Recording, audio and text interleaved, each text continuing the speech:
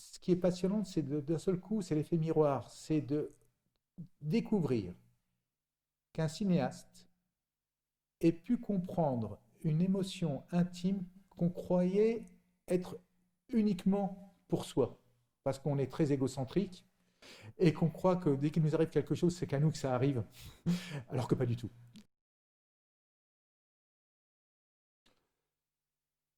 Peut-être les livres plus, finalement, que les films. Euh, les films étant quand même plus pour moi du domaine de l'imaginaire. Par contre, j'ai été stupéfait, et encore maintenant, par certains films, par leur puissance d'évocation.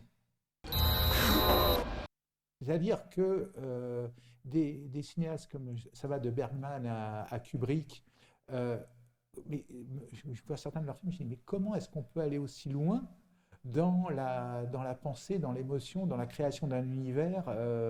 C'est extraordinaire. Comment est-ce qu'on peut faire regir des émotions d'une manière aussi parfaite?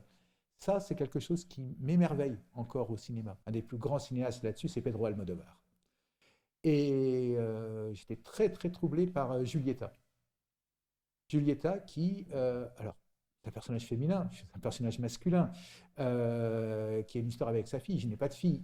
Donc l'histoire, a priori, n'est pas la même, et pourtant, les enjeux, les émotions, pourquoi est-ce que quelqu'un qui vous aime et que l'on aime, à un moment donné, est obligé de faire une séparation? Pourquoi elle ne comprend pas cette séparation? Pourquoi ce genre de questionnements fondamentaux et les émotions qui en ressortent? Almodovar traite ça d'une manière extraordinaire. C'est un magicien pour ça.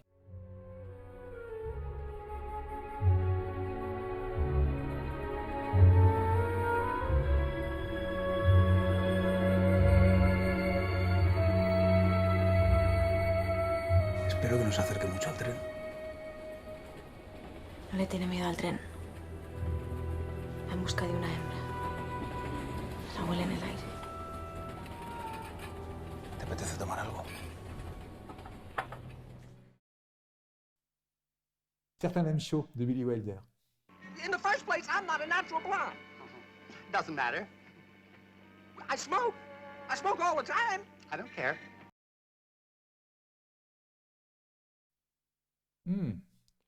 Euh, Peut-être en étant un peu provocant, je dirais Les Laurel et Hardy. Parce que ce sont des films d'une telle méchanceté, d'une telle violence, malgré le côté burlesque. Et en même temps, on ne peut pas ne pas être en sympathie avec eux parce qu'ils représentent aussi notre propre humanité souffrante. Mais ce rire-là, il est à la fois un rire un peu cruel et un rire d'empathie, un rire de... Et ces deux-là, ils ne se quittent jamais.